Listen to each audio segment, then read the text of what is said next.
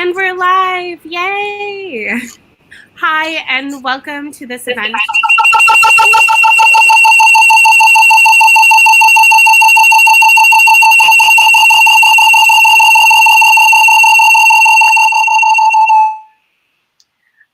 Carolyn, you might have to go off of that other computer. I had to mute you. So sorry for that noise. Sometimes that happens when there's feedback and it registers two computers up at the same time, and I think that's what just happened. Oh, are we good? Oh, we're good. Okay. All right, let me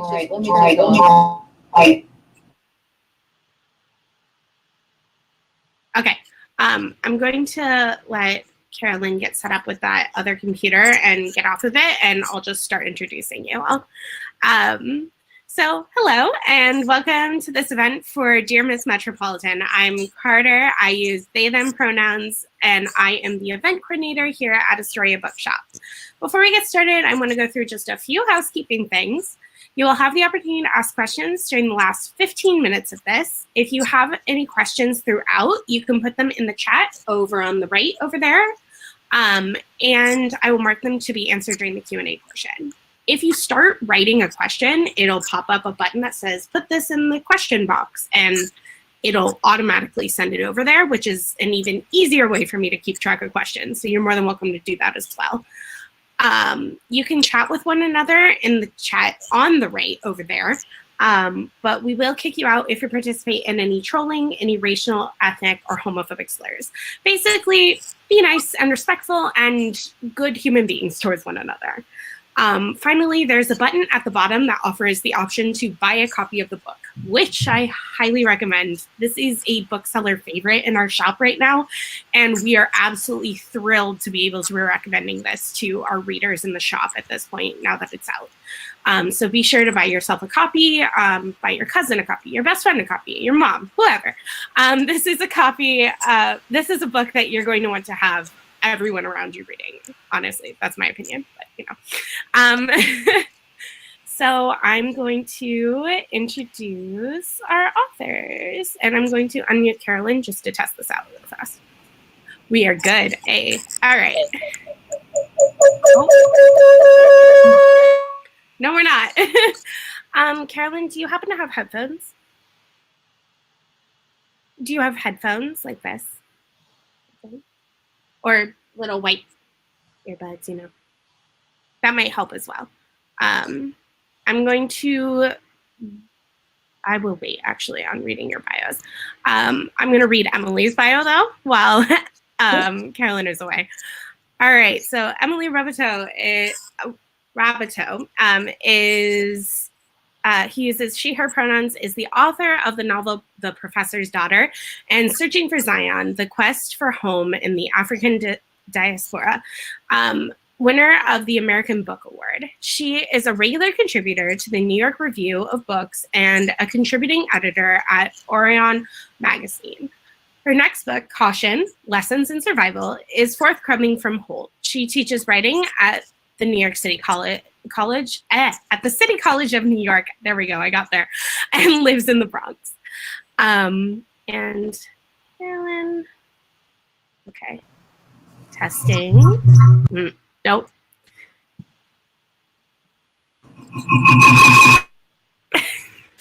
I open it and mute you. Is it closed on your laptop, like completely closed out of Crowdcast? Can you completely close out of it? I think as much as it's good to have that backup, like just completely close out of it, yeah. Carolyn, you might have closed your laptop but left Crowdcast open on the laptop. Yeah. And that might be the cause of the reverb. Yeah. But I will read your bio now that you're back. So Carolyn Ferrell, who uses she, her pronouns, is the author of the short story collection Don't Erase Me, which was awarded the Art Seidenbaum Award of the Los Angeles Times Book Prize and the J.C. Zacharias Award given by Plowshares, and the Quality Paperback Book Prize for First Fiction. She has also received grants from the Fulbright Association, German Academic Exchange, the AAD, City University of New York Magnet Program, and National Endowment of the Arts. Ferrell's stories have been anthologized in Best American Short Stories 2018 and the Best American Short Stories of the Century, among other places. She teaches writing at Sarah Lawrence College and lives in New York with her husband and children. So welcome, both of you. Let's see if your audio works now. Testing. Ooh. Let's see if we can figure this out. Which, yes, congratulations, Carolyn. We're going to continue going about that. We'll celebrate while on mute. Good. Let's try. Test. Do you want to try? Yeah, that's why I keep having to mute you. Do you want to try putting your headphones back in? Actually, I'm going to kick you out and invited you back and see if that solves it. Sometimes that works. We'll see what happens. Thank you all for being patient as we solve these tech issues. If you want to talk about how great Carolyn's book is while we wait. Fluid, Carolyn's significant other. Nope. Okay. Now? Talking. Are we good? Sounds good now. Oh, we're good. Oh, thank you so much. Wow. Okay, got it. Oh, and it's back. Oh, no. Your phone. Oh, no, it's back. Oh, It's back. All right. I'm so sorry. It's okay. It's okay. Don't worry about it. If you want to join us from your other device that you talked about, maybe that might work and close out of this one. Yeah, perfect. Okay. See you soon. While she's doing that, I would like to tell a story about how I know Carolyn. Let's go for I it. would have liked to tell it while she could hear, but she knows how she knows me. But I've been invited to do this conversation with Carolyn on the occasion of the publication of her book, her first novel, almost 25 years, like almost a quarter century after the publication of her first book, the collection of stories that Carter mentioned, Don't Erase Me. And I was so thrilled to do it. I first came to know Carolyn in a writing group that we were both in for Black women. I'd included Margot Jefferson, who some of you in the audience will know. We were working on, and also the writer Catherine McKinley. And at that time, we were all working on books in co-ed form. And I think at that time, there were snatches and snippets of this, but it wasn't really a book yet. It wasn't really clear in Carolyn's mind, but we were very supportive of one another in terms of moving our books toward completion. And then a few years later, Carolyn and I both had the good fortune to be invited to the writer's residency, Yaddo, to work on our books. And when I arrived at Yaddo, Carolyn had already been there for a week. And the day I arrived, she said, "What's wrong with you?" And I said, "What do you mean?" She said, "You're having trouble breathing." And I said, "Oh yeah, I've been having trouble breathing for a month." And she said, "That's not normal. I'm taking you to urgent care right now." And I said, no, you can't waste a day at Yaddo. It was so hard to get here. You're being fed. Hi, Carolyn, I'm just telling a story about you. How is this now? Is this working? Perfect. Should I finish the story before you go? Please finish it, because I have to find a new place to sit now. So Carolyn, I'm telling the story about how you took me to urgent care the first day I got to Yaddo, and I didn't want you to because it was taking you away from your foot, right? I mean, it was so fun as a mom. I just was like, no, this is your special time. And you said, no, we're going to the doctor. And anyway, we spent a half a day at urgent care where I got nebulized for basically asthma. And I just tell that story to say, Carolyn is one of the most generous people, and I think there's some people who are, you know, art monsters who would not have done something so sweet as to take another writer, just to like lose a day at Yaddo and take another writer to urgent care. But it's such a pleasure to have this book out in the world, and I know you want to read a little bit of it. You want to start with that, and then we can talk about it. Absolutely, absolutely. Now, of course, the copy of my book that I am holding my computer up is under my computer. Let me, okay, there we go. Oh my gosh. All right, great. Thanks everyone. And Emily, thank you for that story. we just had such a great time at Yaddo, and it was just such a wonderful experience to be working and creating with you there, and of course seeing your kids when they came to visit, and Victor, of course. I've been to a few readings where that space alien noise happens, and no one can figure it out. Linwood just figured out that I had another Zoom open somewhere. That's what was causing it. So very sorry about that. Anyway, thank you everyone. I see there's a lot of chat here. Thank you for coming to my book launch. It means so much to me.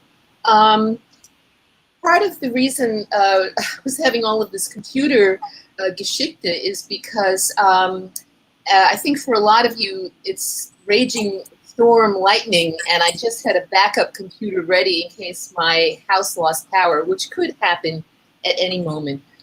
At any rate, I'm going to read a little bit from the beginning of the book, and then I'm going to talk to Emily, have a really great conversation. So I'm going to start at the very beginning with the Queens Metropolitan draft. Queens Metropolitan, January 1, 2008. Preliminary draft. Special weekend feature. They would not let go.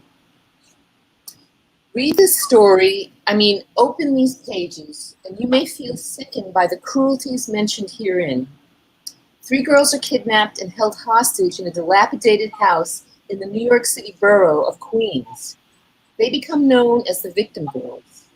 Their captor, a man described in vague terms by all the prominent news outlets, locks the girls away in chains, ropes, and other devices, including thumbtacks and carpet nails. In his world, a paperclip can be as unholy as an Iron Maiden. Kidnapped victims can abound in a city like ours. Though each girl is abducted at different points, the aggregate period of confinement is 10 years, during which time crimes such as rape, asphyxiation, verbal degradation, and general torture occur with frequency. A number of pregnancies are said to have resulted from the sexual assaults, though to the best knowledge of the forensic detectives assigned the case, only 1 pregnancy is carried to term. At the time of the rescue, one of the girls is not accounted for, leading investigators to suspect the worst. Currently, this veritable house of horrors has been left to its own volition. Local politicians continually ask to have the place razed or repurposed. Thus far, no one city agency has stepped up to meet this challenge. When asked, the residents of this leafy, somewhat cigarette-strewn neighborhood, hovering between Sutphin Boulevard to the west and Rockaway Boulevard to the south, have no real idea how to move forward. It appears they are still in some state of shock and culpability. None claims to have suspected a thing. Several weeks after the fact, the people of Amity Lane remain at a loss as to how such a criminal mastermind could have lived right under their noses all that time. And I think I'll stop there. It's pretty short reading, but it's just the very opening of the book. You know what I love about that opening, Carolyn? What is that? It's so brief, but it just sets up the drama so well. It's all there. All right, I have some questions for you. Okay, so first I want to congratulate you, as a couple people in the chat have already done on yesterday's New York Times review. Thank you. The critic Dwight Garner, as many of you in the audience may have seen, he says that this is a really difficult novel to read because of its grim subject matter. We have three girls, Fern, Gwen, and Jasenia, who are kidnapped and thrown in the basement of that decaying house in Queens that you just read about, where they are tortured and raped for an entire decade. And only two of them are found when they're rescued. We won't spoil the book by saying who, but the mystery surrounding the third girl's fate and the fragmented existence of the survivors are really what drive the plot, the book.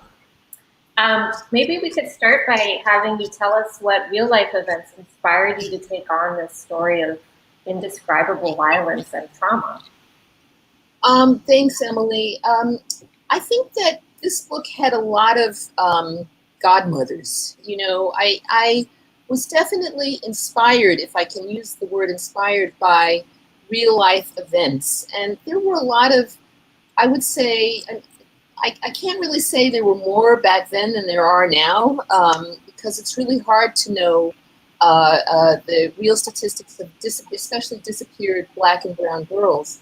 But there were a lot of cases of captivity in the news that kind of, you know, caught my attention. You know, of course, the Ariel Castro case was one of them. Mm-hmm. There was also this case in Austria where this father had imprisoned his daughter in his home for 27 years and had a bunch of children with her.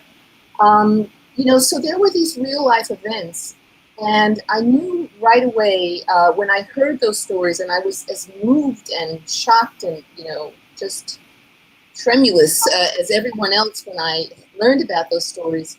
I knew that I didn't want to write about actual people it happened to, you know.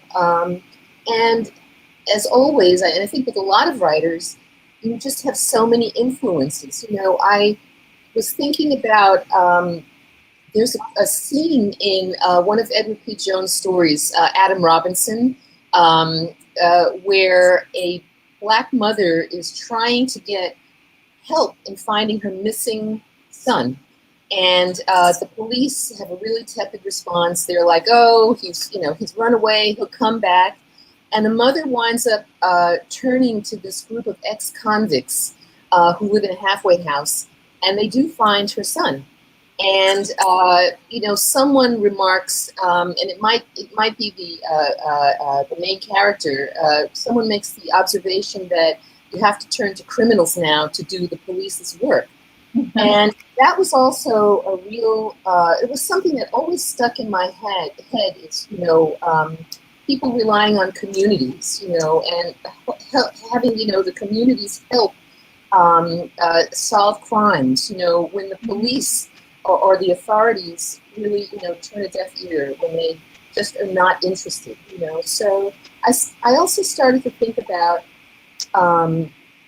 who is reported missing. You know, we all often hear about a white girl who is missing, and everyone wants her safe return, but we rarely hear about Black girls or brown girls who are missing. And if we do, they're sort of labeled as delinquents, runaways, etc., and not given the same sort of humanity as others. So this is all to say that the book had a lot of inspirations. You know, I was just talking to someone who asked me about research, and I hope I'm not needling into your next question, Emily, but I spoke to a journalist who was asking me about the research I did for the book, and I actually did no research for the book. I really just, I thought about the cases. I read the memoirs associated with various people in true life crimes, but I really made up these characters on my own, you know, and it was, for me, the story was really about people who are not heard, who are not paid attention to, who are considered disposable. That was, well, my next question for you, you kind of addressed it, but it was, I wondered, I mean, I intuited that it was important for you to create a more official document for the unofficial histories of the so-called victim girls. Of course, they're, you know, survivor girls, right? But another element of your book that really interests me is that the neighbors and friends and family question how they can have let this happen, you know, essentially right under their noses. What does it say about them that they let it happen? And I once had a mentor who told me that guilt was a useless emotion. He said it with such certainty that I thought it must be true, but I actually disagree. And I wonder, your mind, because I think, you know, guilt is an ingredient in this book. What can guilt teach us? That, you know, that's such an interesting statement. I don't know that any emotion is useless, you know, and certainly I think in the real world it's not good to beat yourself up over things you can't change. But I think one of the stakes in the novel, at least for me, was that the communities, the various communities of these three girls, they had to really look at themselves deeply, and they had to assess, well, did I do enough to find these girls? You know, did I even care about finding these girls? And once they've been liberated, you know, do I have a responsibility towards them? And for me, that was the biggest question: is what happens, you know, once they are liberated? You know, what happens to the community? You know, and I think some people suffer in the book and in real life a lot of survivor guilt. You know, how is it that I escaped this? You know, and how can I deal with my conscience in not being more observant and not trusting my gut? You know, I mean, in the end, I didn't want to judge any of the characters, but I just wanted to put those questions out there. You know, what do we do with these emotions? You know, it's one thing to say guilt is useless, but if it's there, what are you going to actually do with it? You know, you got to do something with it, right? And to that point, also anger and rage and trauma. I mean, I think your book asks a lot of questions about those feelings and what do you do with those feelings, you know, when they're that big? There's a place for those feelings and their expression. Right. Can I ask you about Boss Man, the girl's captor? He's such an interesting monster in that he's like a schlub from down the block. But there's almost something even more frightening about him because I liked how Garner put it in the review that he's like the evil, he's banal, right? Apparently so, right? But so I wonder if your book was made into a movie, who would you want to cast in that role? Oh my God. God. About that at all? I would want to cast Denzel Washington in any role, but I don't know if he'd want to be in this role. Who would want it? That would not be a great thing for his resume. So I don't really know if Denzel Washington would want this role. I guess for me, Boss Man, and I think this is true for every character in the book, Boss Man, he is bad. He is 99.99% bad, but I could not make him 100% bad. I had to figure out a way to give him some dimension. And it's not a way of saying I want people to like him, but and there is a, you know, if there was a Boss Man fan club, they might say, well, it's just too little too late. But I wasn't even thinking of the timeline. I was just thinking I wanted to give a little bit of Boss Man's history to perhaps show how such a defective and, you know, damaged person could grow up and exist in our world. So he's awful. But I felt like I had to see, you know, and I think all writers feel like that. You feel like this. You have to see through every character's eyes. Yeah. And you know, if he were 100% evil, he would really just be like a symbolic character, and that in a way kind of lets him off the hook. So I wanted to give, you know, I wanted to give his worldview, as completely messed up as that was, so that people could understand, okay, this is where this character's coming from. He's pretty awful, but this is, you know, this is his orientation. So that's sort of what I was thinking about with Boss Man. Yeah, even a psychopath had a mother. Let's talk about the book structure and arrangement. You mix bits of narrative and collage style, snippets of news stories with letters and lists and spells and incantations and social service assessments and the answers to tests and questionnaires. This is something that Garner picked up on in the review too. There are also a lot of photographs. And even the end pages are part of the story with the floor plans. Right. So would you talk about why you organized the book this way? Is it a reflection of how you think, or also an homage to other writers who used similar techniques? How did you come to allow yourself to be so delightfully experimental? That's such a great question. I'm just trying to write down all of these parts to it. I just love thinking about how narrative can really reflect the consciousness of the characters. And when I first sat down to write this book, and I was just, you know, when all of these things were happening and I was thinking about it, I just kind of sat down because I knew that this was a story I wanted to tell. And I actually started it. There's a scene towards the end of the book, I think, where the girls are fighting about a bra. And someone is using someone else's bra as a, you know, to cover their eyes when they sleep.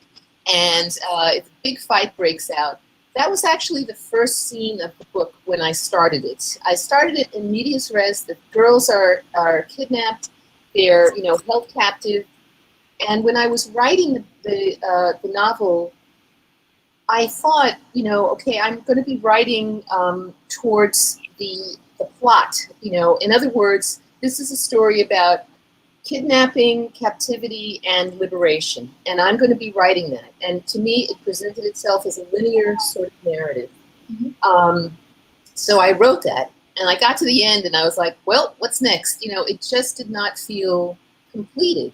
And, you know, I had about 100 pages, and I was like, well, they're liberated. So, you know, what happens next? And it was then that I realized that the story is actually not about the plot. I mean, the plot is definitely there as an organizing principle, but the story is really about community and about the communal response to these girls. And it's about their before, during, and after. But in a much more nuanced way, rather than, you know, they're rescued and everybody is happy. You know, what's the literary aftermath? And that is what I was thinking about. So to that end, I realized that, you know, and I also have to add that the girls, when they're kidnapped and they're held in this house, they have to kind of construct a worldview because it's not the way it was at home, you know, and even their home beforehand was pretty messed up. But they have to kind of really, it was about world building, you know, once they're captured by boss man, they have to figure out a way to survive. So they name rooms, for example, and they have a different, you know, kind of quirky language for things. But for me, that was a part of their survival mechanism. And when they are released into the world later on, the world has kind of gone on without them. And so, again, they have to sort of adjust their way of seeing. And the first thought that came to my mind was the thought of fragmentation, and specifically fragmentation as a narrative strategy. And for that, I really have the Jamaican writer Michelle Cliff to thank, you know, because she really used fragmentation as in a colonial context, colonial and post-colonial context with Jamaica. And I thought about that all these years, and fragmentation just seemed like the perfect, most fitting strategy for these girls, because of course everything is going to be fragmented.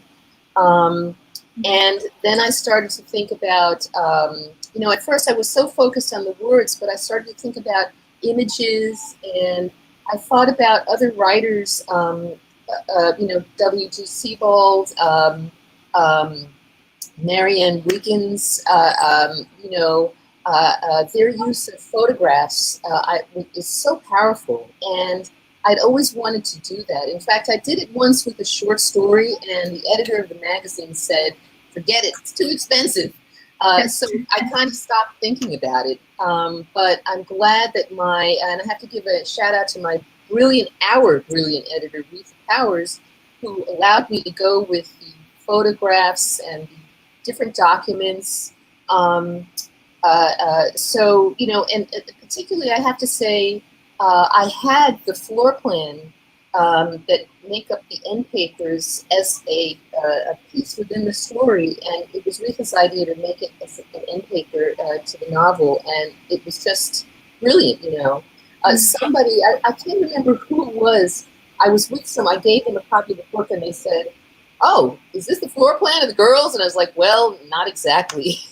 This is like one of the stately mansions, I think the Astor floor plans. But, I just feel like all of the images are in conversation with each other and with different forms. So you mentioned also in the afterword the images as being kind of dreamlike, and also opening up a kind of window, a narrative window in the way that the girls would have to do also as part of their survival mechanism, find space. I feel when I arrive at those images, there's one of clouds, where there's kind of there's like a breath, like there's an opening out.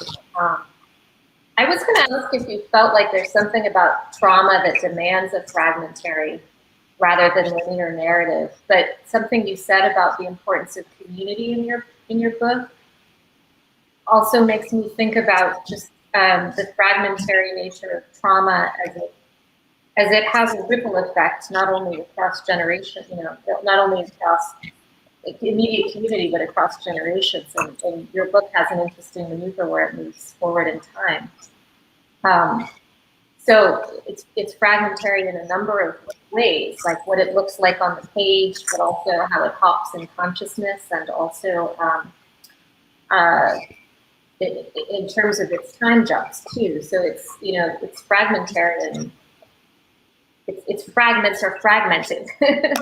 Right, exactly. And I think that, with the character Catania, whose section takes place in 2039, I was thinking the sort of thread that went through my mind is that, quite often people think, well, trauma, it'll have a beginning and an end. And it does, it lasts forever, Our responses to it can be different. Some people are overcome by trauma. Some people learn how to, I hate to use the word cope, but just find a way to, sort of assist their trauma in their lives without letting the trauma take over. But that was definitely in my mind when I was moving backwards and forwards. It was just, how it seems so bleak now to say it, but trauma was sort of a state of being. And it's really how everyone is dealing with trauma, how they can, not necessarily break free, but just learn how to deal with trauma in a way that allows them, I say very often in the book, not only to survive, but to flourish. I'm not surprised to hear that our mutual, wonderful editor, Miss Rita Powers at Holt, was a fan of your structure from the beginning. I can, as you shared about the magazine that thought it would be too expensive to use photographs, not all editors are so generous about innovative or experimental forms of narrative. And I like hearing from you that it was her idea to use the floor plans as the end papers. Was there any other great advice that Rita gave you while you were editing this book? She gave, oh my gosh, she gave so much. First of all, Rita deserves like an Olympic award since we're moving into the Olympics, because this was a really hard book to edit. It takes place in different times and different voices, and she, it's a cliche to say someone has the patience of a saint, but she really, she had the patience of a saint Olympian. But Rita, she just had really wonderful ideas. And one idea that I found so valuable was the brother of one of the girls, Bud. Um, uh, he was sort of in the story and not in the story. And I always, with my students, I always say, I have to quote Heidi Klum, either you're in or you're out. And, one day in fashion, you're in, the next day you're out. So if you have something in your story and it's not really there, either it's in or it's out. And Bud was sort of on that cusp. So she suggested I build up his character with story, and which I did. And I'm really glad I did, because I saw him as also just so central to the novel, and so central to his sister beforehand, and his sister afterwards in the aftermath, in 2039. So that was really great advice. Yeah, I'm glad you took it. That's an important character. Let's talk about another important character, the advice columnist of the local weekly, Dear Miss Metropolitan. She's the elderly woman who unwittingly lives near the house where the girls are kept. Were you channeling anyone in particular? And what did her tone and character allow you to achieve with the book? And maybe you could tell us why you chose to name the book after her. It's interesting. The first title that I had for this book, when I began this book, the other thing that I was thinking of, besides the linearity of the story, which didn't really exist, was I was thinking about fairy tales.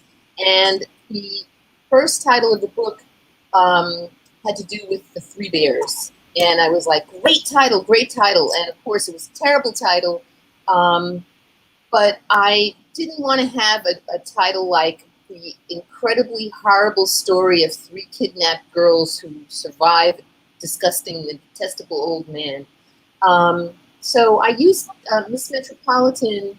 I was thinking of her sort of as an everywoman, that she really embodied so much of all the communities: guilt, anger, the emotions that you were mentioning before.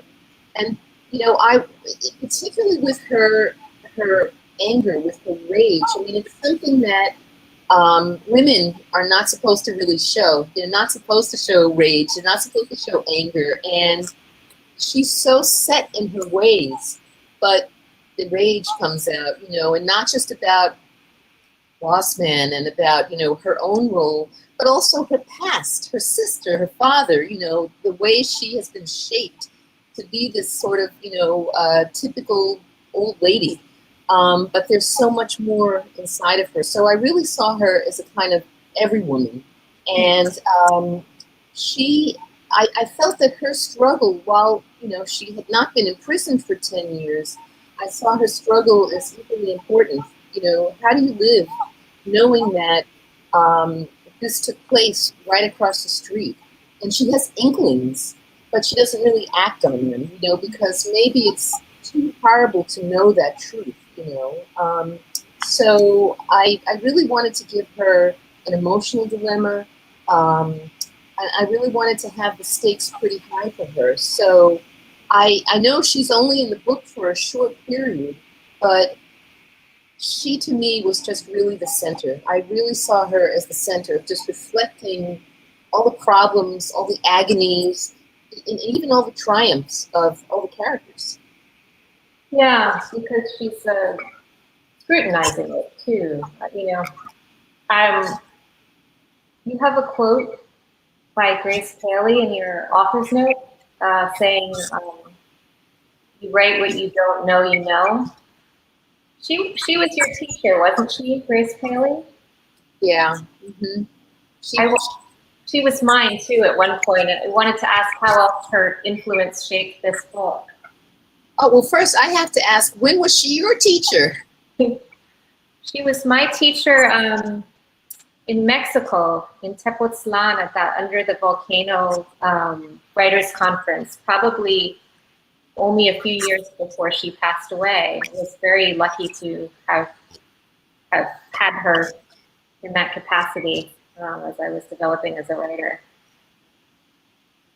And how about you? When was she your teacher, and how do you feel her influences has helped shape this book? That's such a great question. When I got to Sarah Lawrence, where I did my undergrad, she was teaching, and I always knew I wanted to study with her. But I was like, oh, it's going to happen, it's going to happen. And of course, I waited until my senior year, but I had such great writing teachers before that: Alan Berganis, Lindsay Abrams, Esther Broner. I mean, just wonderful, wonderful. I'd also had contact, even though I never studied with her, but recently there was a piece in the paper about Louise Merriweather. And in those days, she was teaching in those days, and the writing department was so tiny. I mean, it was really like, 6 writing teachers. And even though we didn't study with everybody, we knew all of these writers, and we knew what was important to them.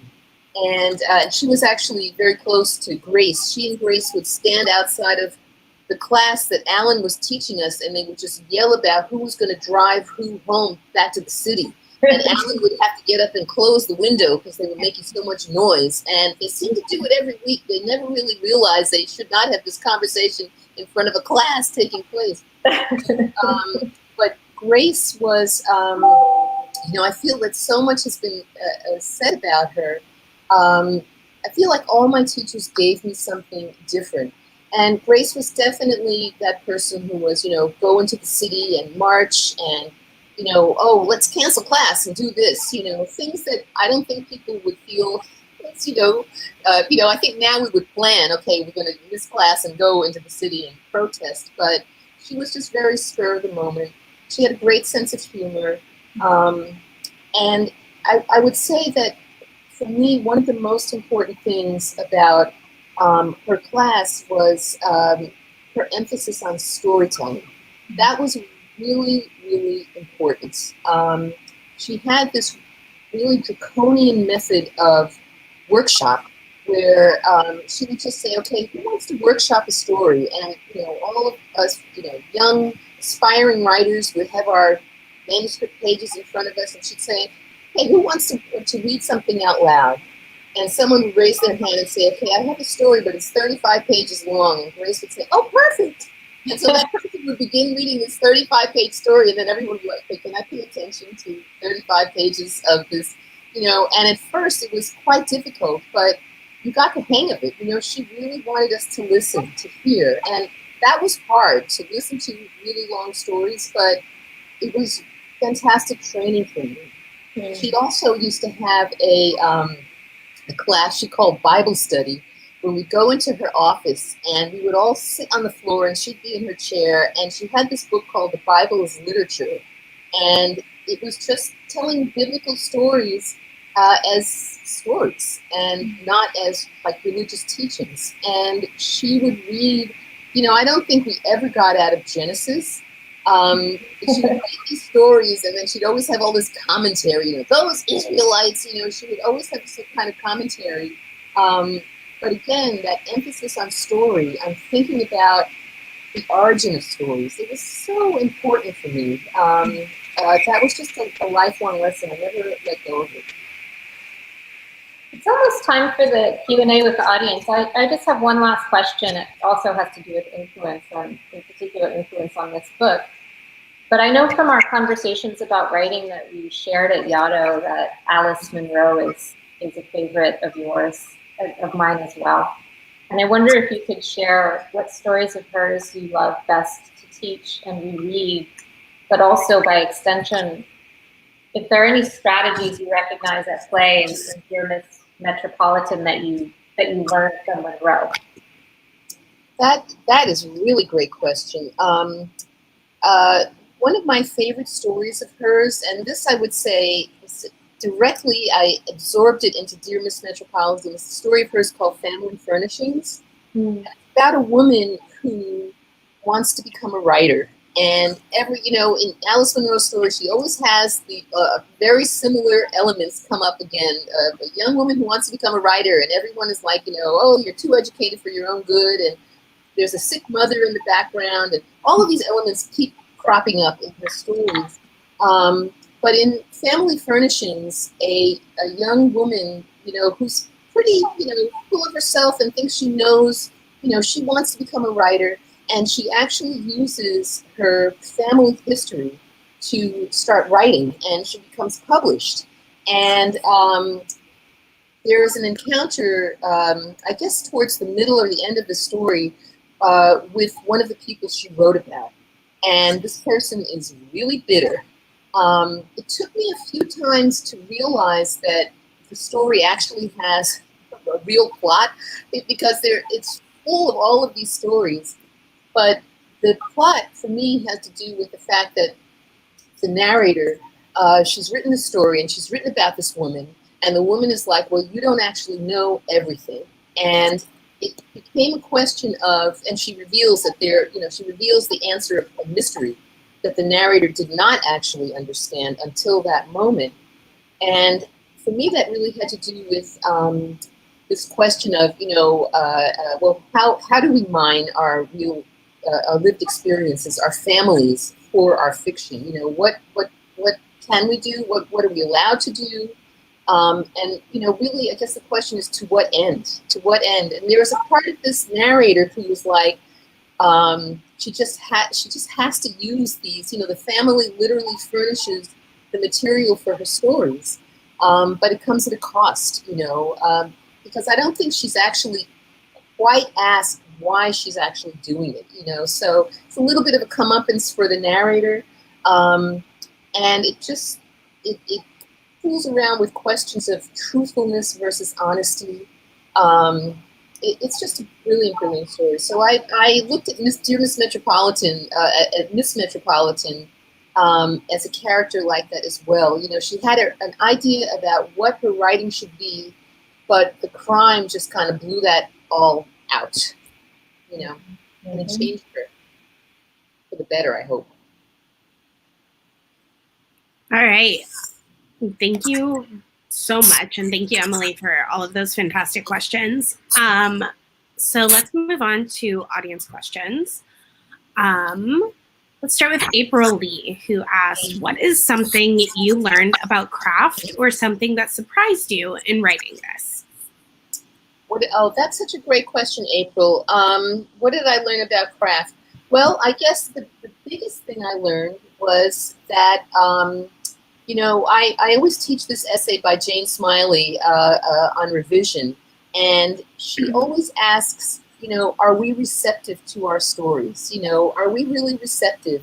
Are we writers really teachable? Because of course we think we know it all. We think we're teachable. We think that yes, I know exactly what I want to write. And when I started to write this novel, I knew that it was a linear novel until I didn't know that, until it was like, oh, of course it's not a linear novel, and I had to keep asking myself, am I being as receptive as possible to my story, to my characters, or am I kind of foisting my own needs? I want to have this kind of story, but they're telling me, no, this is what you have on the page, and make use of it, make use of us, so that was a big thing, and I'm always preaching to the students, and of course I was not practicing what I preached, but I think it's really important. Are we really teachable when it comes to our stories? We automatically assume we are, and I don't think we should make that assumption. On the topic of your students, Fiona just asked in the chat, I see the lovely acknowledgement of your first year studies class at SLC. Can you tell us how your interactions with your students shape this book? Yes, and it has to do with modern day slavery. So my students, we have a set schedule for workshop. 2 people bring in stories every class, and I'm very, very strict about it. But occasionally it'll happen that someone will not bring in their story that day, in which case, or they'll say, I can't bring it in because we get the stories a week in advance. They'll say, I can't do it, I just don't have it ready. So I'll say, okay, we're getting a story from mystery guest. And mystery guest is usually me, although I have taught classes where I've handed out 3 pieces at different times by mystery guests, and students are like, who's mystery guest? Even though the last 2 times were me. So with this class, it was a first year studies class. They were amazing. They were just fantastic students, and they were incredibly prolific. But as it happens, they had to write a story for me every single week. And sometimes, other classes got in the way, and someone would not have a story. So I started handing out pieces of DEAR Miss Metropolitan to class under the name of Mystery Guest. And they offered really great advice. One of my colleagues once said, "How could you do that? How could you, force your students to read this?" And I didn't really look at it as forcing them, although I did force them. It was really just to the whole point of the workshop is to learn to become a critic. That's the bottom line. Is how do you become a critic? It's not about getting your stuff critiqued. It's how do I become the best critic possible? And to that end, I just gave them a lot of stuff. I also, just as a side note, I like to give, I used to give in the early days, the first day of class, I would give 2 beginnings of a story of mine, and I'd say which one works the best. And the students would critique it and come up with, an answer. And each version had intentional booby traps. Sometimes they, but they were very different. And I wanted the students to kind of really think about, questions of craft on a deeper level. So with this class, they were really great. They were very, very honest. I just wrote everything down, and more than once they read parts of DEAR Miss Metropolitan. So I am completely grateful to them. That's fantastic. Emily, who is actually one of our booksellers, asked 2 questions about the process. For the writing, were there any scenes that memorably changed perspectives or narrators during editing? And with the photos, so many of them seem to have been taken by you. Were those images you already had, or did you find yourself going out to find these scenes in the world? Oh, that's great. I'll answer the second one first. In terms of the images, I had started out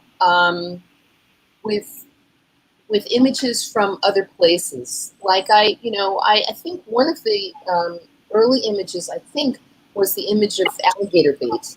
That picture of the young Black children who were literally used as alligator bait, and it's a colorized, it's like a cartoon-ish type photograph. And I thought about just having these sort of detached pictures in the book, these images, but I have to say the photographs that I took, that I submitted, that were contemporary, not like older pictures, a lot of them were from my travels in Queens, because I really did want to get to know the setting. I had a child's version in my mind of Queens and an adult idea of Queens, and just several times we would be driving around in Queens, and I took 1,000 pictures, and it was really hard to choose. So they became, quite literally the fabric of the book. But there were other older pictures that I, kind of snuck in there as well. So one of the things that I loved about, for example, this is more with W.G. Sebald's work, and I'm thinking of Austerlitz, for example, is that the pictures don't really correspond to what is happening on the page. And that was sort of what I was going for too, that I didn't want a direct correlation, that something happened and there's the picture illustrating it. But they're like, the pictures were like, they created a certain resonance, rhyming details, as people say, they just, rhyming action rather. They just keep coming back in different sorts of ways. And I wanted them to resonate with all the book, but not in a kind of one-to-one sort of way. I didn't want people to make sort of that kind of equivalency, like, oh, this picture is really about this, I wanted the details to really resonate throughout. And the first part of that, I'm sorry, now I forgot that, is about scenes and changing the point of view in a scene. It was for the writing. Were there any scenes that memorably changed perspective or narrators during editing? Well, the first thing that comes to mind, I would say, is again, when I think back to the first drafts of the book, it was told in an omniscient voice, and I was just looking at the three girls with this omniscient narrator. And when I realized that there was, that I was really thinking about fragmentation as a narrative strategy, I changed the perspective. I really wanted to give them voices. You know, I felt like the third person was just too distanced. It was not really letting their voices sing. And there are places where third person exists in the book. But it was just very, very important for these girls who were not seen or heard to have that expression on the page. So that was a really big change early on. Great, thank you. All right, so final question from Nicole. How do you feel now that your book is out in the world after what sounds like a long writing process? Do you still find yourself in the world of the book? I would have to say absolutely. Well, how do I feel? I feel like I was just talking to Retha early, and I told her that today I feel like it's been, I just turned 59 this year, and I feel like all 59 birthdays happened today. It's just been like this incredible day of, oh my gosh, my book is here, my baby. I mean, it's just been fantastic. And I feel, you know, that's such an interesting question because I went over many drafts of this book. I read it, and one thing I have to say that I did, that I forced myself to do, that again, I always tell my students, during one of the edits, I realized I could not avoid it anymore. I had to read the entire book out loud, and that was the only way that I could really hear if everything matched up, if the cadence was right, if the, you know, I had to read it out loud, and there were some times when I was like, oh, there's just the and is in that paragraph, I'm going to skip over that. But I had to read every single, paragraph out loud, and I've recently just been looking over sections of the book, and I feel still so deeply involved with these characters. They are very much alive for me, and I think they're going to be that way for a long time. That's great. Thank you both so much for joining us. Just kind of as we wrap up, is there anything, any books, Emily, that you might have coming out? Any books previously you can plug right here, and any like social media websites where people can check you out, follow you, that kind of thing? For it. Oh, me? Yes, both of you actually. So one of you go first. Well, I was mentioned that we share this wonderful editor, Retha Powers. I'm very happy that Retha was able to acquire my next book, which you mentioned as a top part of it. It's called Caution, Lessons in Survival. And I'm not sure when it's to be coming out, but I'm very excited to be working with Retha on it. And yeah, look out for it in the next couple years. Emily, you have to remind me of the name of this book because I'm blanking. I was just recently in the Museum of the City of New York, and I picked up this big book of maps, and there was this fantastic essay by Emily on playgrounds. I don't remember the name of the book, but it was just, and of course, a picture of your two adorable kitties. But it was just a great essay. So Emily, tell us what that book is. And it's a beautiful book. Yeah, you can read it and get it. The writer Rebecca Solnit edited a trilogy of books that are atlases of various cities. One is a San Francisco atlas, one is a New Orleans atlas, and one is a New York atlas. What's the name of it? I'm blanking on the name of it too. But it did this really cool thing where she matched cartographers with writers to write about like an element of the city. And I wrote about playgrounds, being a mother of young kids. So, and I was matched with a cartographer who then did like a map of New York based on private and public space and playgrounds. That was really cool. Beautiful. It's beautiful. The essay is beautiful and the book is beautiful. Thank you. Great. So that kind of concludes things for us. Don't forget to buy a copy of the book down at that link on the bottom. It's in turquoise. Also, Emily just put it in the chat. Thank you, Emily. And you can check out our other events we have coming up on our website, astoryofbookshop.com. And that's it. Thank you both so much, and congratulations on your book launch. Thank you so much, and thanks everyone for coming.